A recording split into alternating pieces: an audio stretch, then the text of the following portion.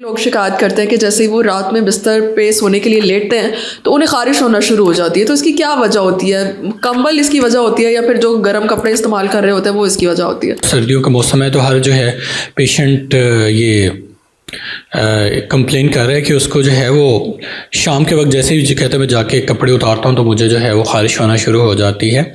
तो उसकी जैसे आपने बताया इसकी इसी तरह की कई वजूहात हो सकती हैं। उसमें जो नाइट इच की एक वजह है उस पर आप लोगों ने पहले भी डिस्कस किया था, वो है स्केबीज़ कि उसमें जैसे ही शाम होती है तो वो कीड़ा जो है वो स्किन के ऊपर वो रिंगना शुरू कर देता है, उसकी वजह से इचिंग होती है। वो ज़्यादातर जो होती है उसका ये है कि वो प्राइवेट पार्ट्स पे होती है, फिंगर्स के दरमियान में होती है, बगलों के दरमियान में, और इसके अलावा ब्रेस्ट के नीचे, टांगों के दरमियान, पेशाब वाली जगह पे, यहाँ पे होते हैं और मल्टीपल लोगों को होते हैं। फिर इसके अलावा अगर ये नहीं है जिसमें एक से ज़्यादा फैमिली के मेंबर्स इन्वॉल्व हैं, इसके अलावा जो हैं वो कई और वजूहात हैं। जैसे ड्राइनेस ऑफ स्किन है, जिन जिन लोगों को ड्राइनेस ऑफ स्किन होती है, पानी कम पीते हैं, गर्म चीज़ें ज़्यादा खाते हैं, तो वो जैसे ही कपड़े उतारते हैं तो उनकी स्किन के ऊपर हवा लगती है, ठंडी हवा, तो वो ठंडी हवा उनकी स्किन जो है बर्दाश्त नहीं कर पाती, उसकी वजह से उनको इचिंग होना शुरू हो जाती है।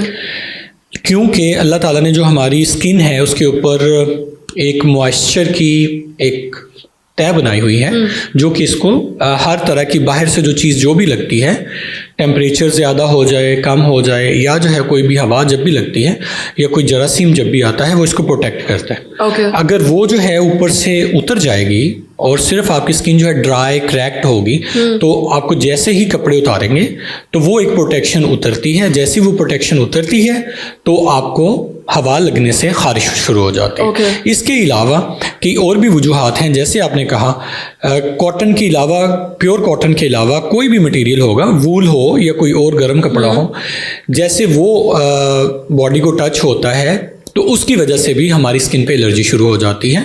बाज़-औक़ात आपने देखा होगा कई लोग जो होते हैं वो कहते हैं कि हमें पाँव पे हम लोग कंबल लेते हैं या चेहरे पे हम लोग कंबल लेते हैं तो हमें जो खारिश शुरू हो जाती है। इसी तरह आपने आजकल देखा होगा कई लेडीज़ जो हैं वो जब चादर या जो है दुपट्टा अपने गले में पहनती है तो उनको वहाँ पे एलर्जी होना शुरू हो जाती है। That is actually due to that content जो कि वूल है, उसकी वजह से एलर्जी शुरू होती है।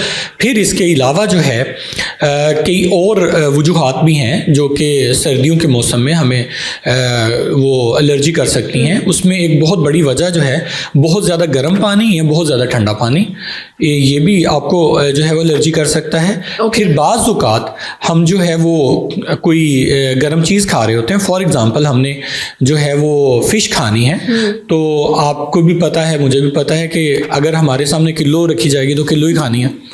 और इसके अलावा कोई अगर ड्राई फ्रूट्स आ गए हैं तो अगर आधा किलो का जो है पीनट का वो आया है, पैकेट आया है, तो इंशाल्लाह हमने वो ख़त्म करके ही उठना है। तो जब हम इतनी ज़्यादा गर्म चीज़ें खाते हैं तो वो और ज़्यादा ड्राइनेस करती हैं हमारी बॉडी में, तो उनकी वजह से भी गोश्त खाने से भी इवन के बहुत ज़्यादा वो हमारी बॉडी पे खारिश होना शुरू हो जाती है। तो मल्टी फैक्टोरियल है, लेकिन उसका एक जो बहुत कॉमन कॉज है वो हमारे कपड़े जब हम चेंज करते हैं तो एक तो कपड़ों का मटेरियल हो गया, दूसरा ठंडी हवा हो गई, और तीसरा हमारी स्किन का जो मॉइस्चर है जब वो कम होता है तो उसकी वजह से भी ये कॉज हो सकती है।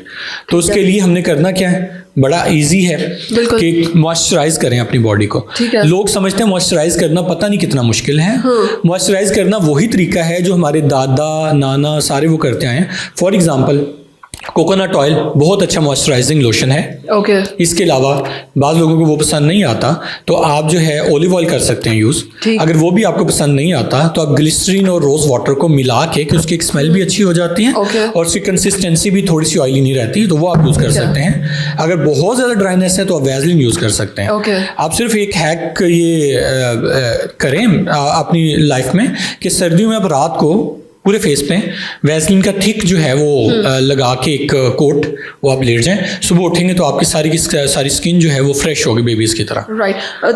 लेकिन कुछ लोगों को अगर वैसलीन सूट नहीं करती, लाइक उनकी स्किन का टेक्सचर इस तरह से है या फिर ऑयली स्किन है या एक्ने ब्रेकआउट्स हैं, तो फिर वो क्या कर सकते हैं? अच्छा, फिर वो उनको ना ऑयल फ्री प्रोडक्ट्स यूज़ करनी पड़ेंगी जो कि कॉमिडोन्स जो हैं या जो है और एक्ने के पिंपल्स वगैरह हैं वो कॉज ना करें। ठीक। उसके लिए आप कोई भी प्रोडक्ट जो भी सिलेक्ट करेंगे उसके ऊपर लिखा होता है सीबम कंट्रोल, ऑयल कंट्रोल के लिए SC लिखा होता है, सीबम कंट्रोल, या उसके ऊपर लिखा होगा कि this is for oily skin. आप वो वाली प्रोडक्ट्स यूज कर सकते हैं। उसमें कई जो है मॉइस्चराइजर्स आते हैं, लाइट वेट मॉइस्चराइजर्स होते हैं, वो आप यूज कर सकते हैं। उसमें ग्लिसरीन और रोज वाटर का, जैसे मैंने बताया, ये भी बहुत अच्छा जो है एक उसके लिए फॉर्मूला है। उसमें आप ये करें कि ग्लिसरीन की अमाउंट आप कम रखें और ओलिव उसकी जो रोज वाटर है उसकी आप मिकदार ज्यादा रखें। ओके, ठीक है। तो डॉक्टर साहब, जिन लोगों को बिस्तर की वजह से या ब्लैंकेट्स की वजह से खारिश हो रही होती है, अमूमन उनकी टांगों में खारिश होती है, तो वो ब्लैंकेट्स को किस तरह से रिप्लेस कर सकते हैं या क्या कोई तरीका अख्तियार कर सकते हैं? अच्छा, उसका जो है वो बड़ा अच्छा जो है वो